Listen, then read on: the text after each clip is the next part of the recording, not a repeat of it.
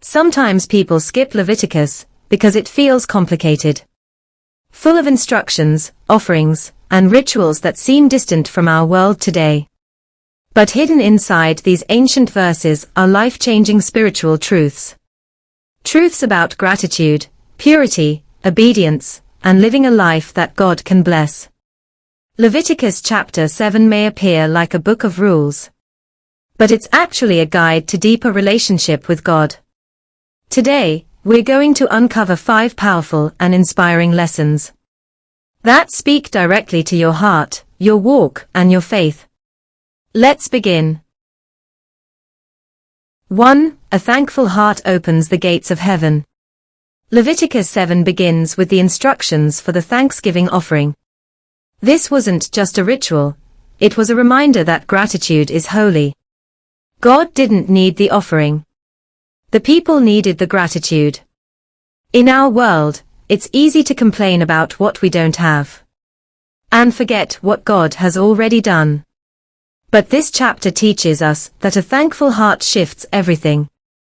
Gratitude turns ordinary moments into worship. It changes fear into faith. It turns pressure into peace. When you wake up and say, "God, thank you for another day," your day changes.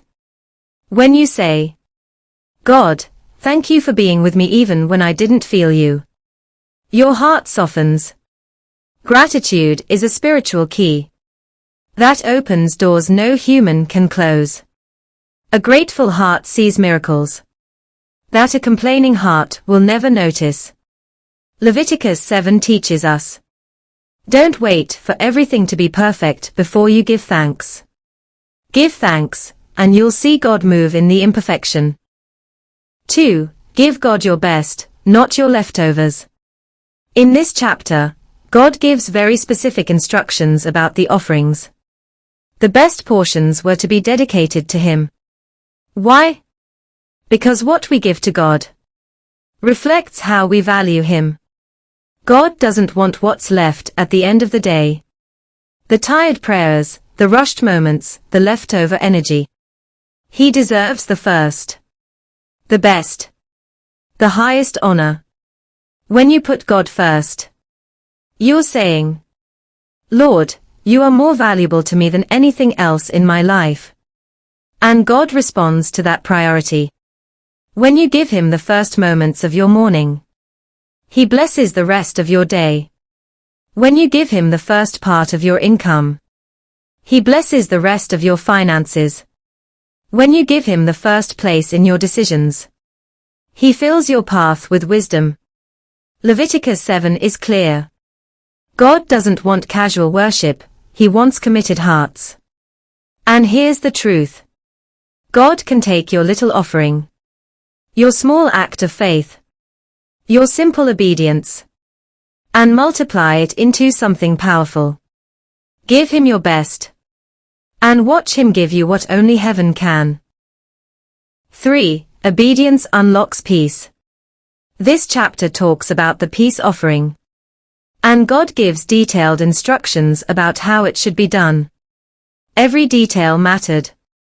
Not because God wanted to control them, but because He wanted to bless them. Obedience is not about following rules.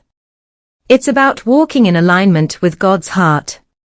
You see, peace doesn't come from avoiding problems. It doesn't come from money, comfort, or success. Peace comes when your life is aligned with the will of God.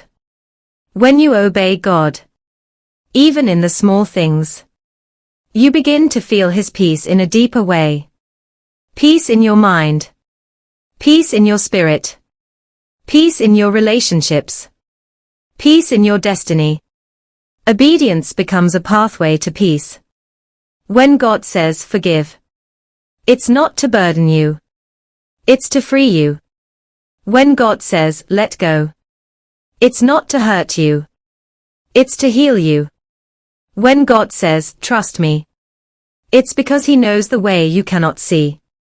Leviticus 7 reminds us, peace follows obedience like a shadow follows light. 4. Purity protects your blessing. God warns the people in Leviticus 7 not to mix what is holy with anything unclean. Why? Because contamination destroys blessing. This lesson is incredibly relevant today. Sometimes we ask, why am I not seeing breakthrough? Why isn't God moving in my life? Why does it feel like my spirit is heavy? And many times, the answer is simple. We are mixing what is holy with what is harmful. You can't hold on to toxic habits and expect a peaceful heart. You can't entertain unclean thoughts and expect a clear mind. You can't surround yourself with negativity, jealousy, gossip, or bitterness and expect to feel God's presence fully. Purity isn't about perfection. It is about guarding your heart. It is about protecting the place where God wants to pour blessing. Ask yourself, what am I allowing into my life that keeps God at a distance? Choose purity. Choose holiness. Choose what strengthens your spirit. Because the blessing God has for you requires a clean space to land. 5. Holiness is a daily commitment, not a one-time decision. Throughout Leviticus 7, you'll see repeated instructions. Do this. Don't do that. Do it every time. God wasn't trying to overwhelm them. He was teaching them something vital. Holiness is a lifestyle. Not a moment. Not a single prayer. Not a Sunday activity. Holiness is formed in the daily choices. When no one is watching. In small acts of obedience. In the quiet moments. In decisions that no one applauds. Holiness is choosing God. Even when your emotions want something else.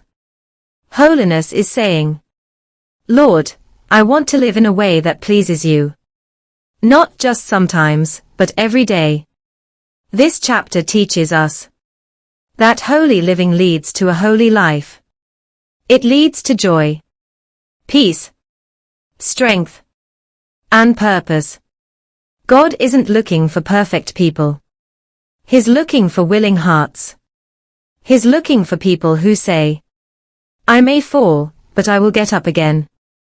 I may struggle, but I will not give up. I choose holiness, one step at a time. So what does Leviticus chapter 7 teach us today? Be thankful. Give God your best.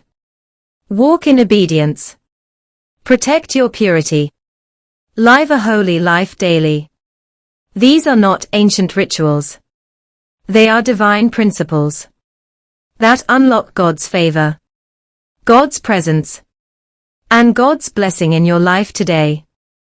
If this message spoke to you, share it with someone who needs encouragement, someone who needs hope, someone who needs a reminder that God is still working, still speaking, and still calling his people to a deeper walk.